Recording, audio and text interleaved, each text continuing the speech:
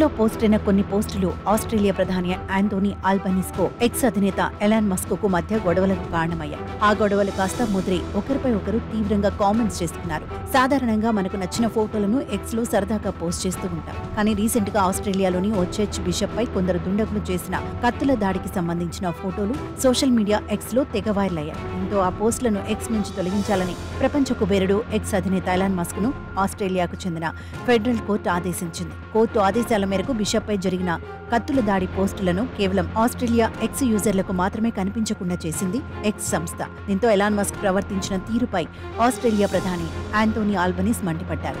ఒకరు ఆస్ట్రేలియా ప్రధాని Antony Albanese, మరొకరు ప్రపంచ కుబేరుడు ఎలాన్ మస్క్. ఈ ఇద్దరి మధ్య బీభత్సమైన మాటల యుద్ధం జరిగింది. రీసెంట్ గా సిడ్నీలో ఓ ఫేమస్ చర్చ్ బిషప్ పై కొందరు దుండగులు దారుణంగా కత్తితో దాడి చేశారు.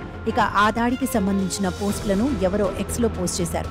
వెంటనే ఆ పోస్టులను ఎక్స్ నుంచి తొలగించాలని ఎలాన్ మస్క్ ను ఆస్ట్రేలియాకు చెందిన ఫెడరల్ కోర్టు ఆదేశించింది. కానీ ఆ పోస్టులను కేవలం ఆస్ట్రేలియాలో మాత్రమే కనిపించకుండా చేసింది ఎక్స్ సంస్థ. మిగతా అన్ని దేశాల్లో ఎక్స్ లో ఆ పోస్టులు కనిపిస్తున్నాయి.